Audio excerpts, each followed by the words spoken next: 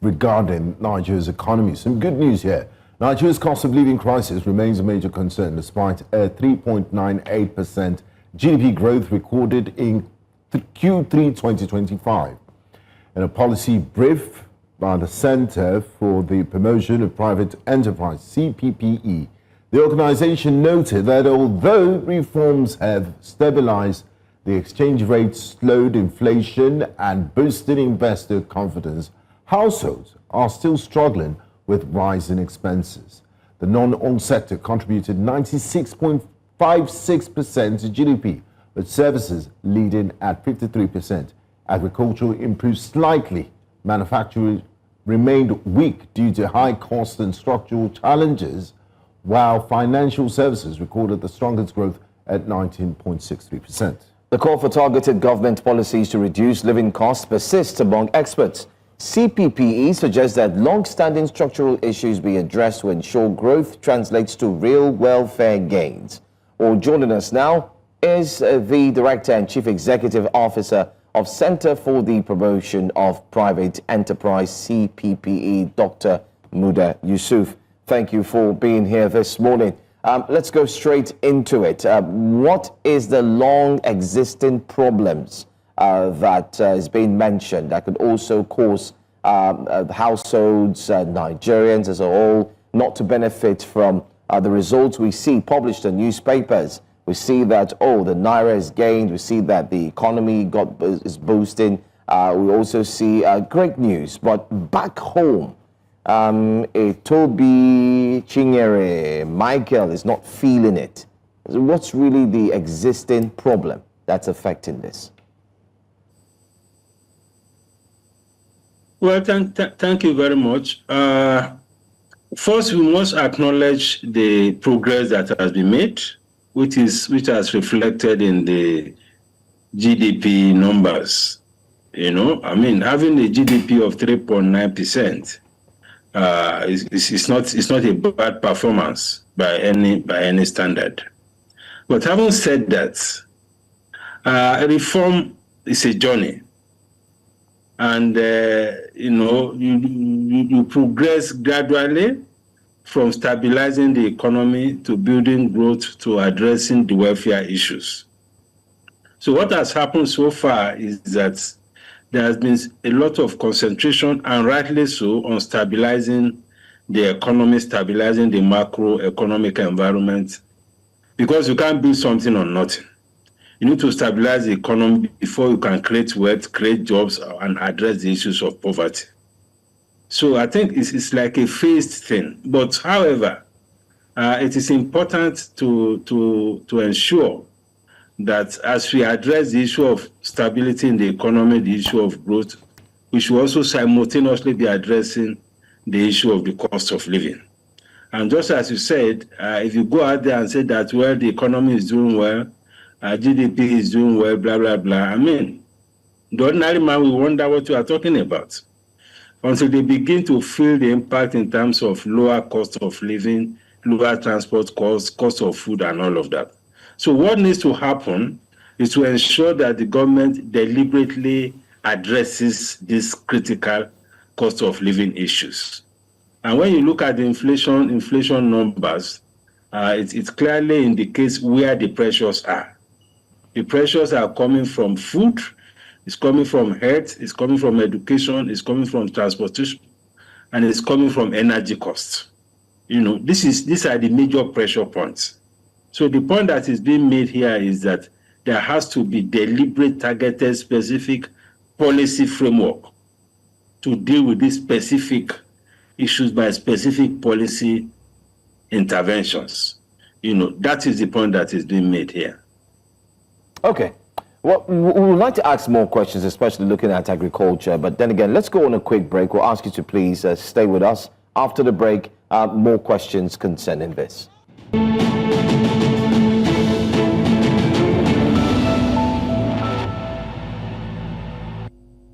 You're welcome back to Breakfast Central, and we're discussing the cost of living remaining high despite Nigeria's GDP growth of 3.79%, according to CPPE. And joining us this morning for this a very important conversation. Is the CEO of CPPE, which is at the Center for Promotion of Private Enterprise, Dr. Muda Yusuf. Thank you so much for staying with us, Dr. Yusuf. Now, in your report, in your organization's report, you did mention that agriculture improves slightly. And Nigerians are wondering that, the food basket of the nation is grappling with insecurity issues. So how did this improvement happen? To agriculture grew by 3.79%. So what practical reforms can unlock stronger agricultural output despite insecurity issues and weak logistics? Well, insecurity is, of course, one of the biggest challenges being faced by the agricultural sector. But in spite of that, there are still pockets of areas where the insecurity problem is not that pronounced. And most of the food items that are produced locally, most of those food items still come from those locations. So within the context of whatever challenges we have, I think what is important is for government to focus on productivity improvements, that's scaling productivity in agriculture. And this will require greater support in terms of farm inputs. We are talking now about things like fertilizer, things like improved seedlings, things like tractors, which the government imported massively a few months ago, and also ensuring that you have the rural infrastructure to connect the market to the farms or to connect the urban centers to the rural areas, So these are some of but all of these things will require heavy subsidy in agriculture. Yes, we must say that subsidy is not an entirely bad thing. We may have had challenges with subsidy in petroleum products, but there are some sectors that deserve to be supported with subsidy. If you really want to run an economy that is equitable, that can really address the welfare issues. And one of those areas that requires subsidy, especially with respect to inputs in agriculture, is the agricultural sector. So we need to subsidize everything entirely along the value chain. We need to ensure that there is proper linkage between the rural communities and the cities, because food demand is higher in the urban centers. The production is usually in the rural areas. If there is no proper linkage, then we have a problem, So that input support is perhaps the most important thing that needs to be given to agriculture, and it needs to be subsidized. That is why we look at many of the advanced economies. They may have other problems, but they hardly have challenges with food. And it's because the government of those countries heavily subsidizes food, agriculture. It happens in the US, it happens in EU and many other economies like that. And these are subsidies that run into billions of dollars or billions of euros. So that is something that must happen and then you must create the environment for younger people to be in agriculture, because the agricultural population is aging. Many of them are very old, 60 and above, 70 and all of that. The younger generation are not willing to go there because they cannot, of course, we don't expect them to go there and be carrying hoes and cutlasses. Yeah, but there's technology. So we need to also accelerate that transition. Yeah, but there's modern agricultural practices. You mentioned tractors and technology. How can they key into that, young Nigerians? No, it's about sensitization, and it's also about adequacy of those things.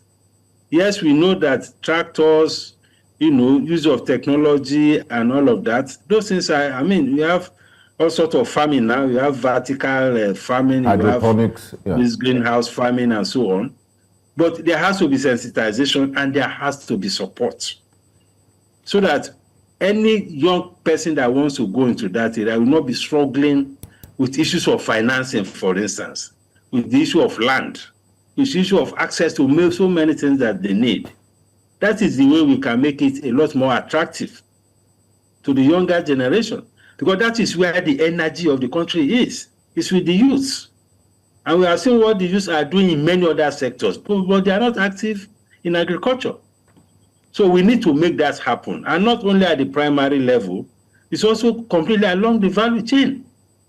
Production, which is the primary production of the crops, processing, transportation, marketing, export of those things. There are so many opportunities along the value chain. But there has to be sensitization, and there has to be a lot of ease of doing business issues that needs to be tackled around agriculture. I think that is the way we can make it happen. All right, we've touched on agriculture. I'd like us to touch on the non-oil sector. It's mentioned that the non-oil sector contributed 96.56% to Nigeria's GDP. Can you specify which of the industries that are making this happen? And what policy steps are needed to actually further strengthen non-oil productivity? Well, we just talked about agriculture. Agriculture is a major contributor to GDP in the non-oil sector area. It contributes close to 25% to GDP. Then, of course, we have the trade and commerce. Also contributes about 16% or so to GDP. Then we have other service sector, ICT, telecoms, construction, real estate. All these are sectors that contribute, transportation inclusive. All these sectors contribute significantly to the GDP. And if you look at the employment space, if you look at the employment numbers, majority of the jobs are in these sectors. That is why their contribution to GDP is that high. But they have productivity issues. That is why the contribution of the non-oil sector to GDP is high. But the contribution to revenue and particularly contribution to foreign exchange is very low. Although when we look at VAT and company income tax, it's getting better now from companies and so on. But it can be better, given the size of the contribution of the non-oil sector to GDP.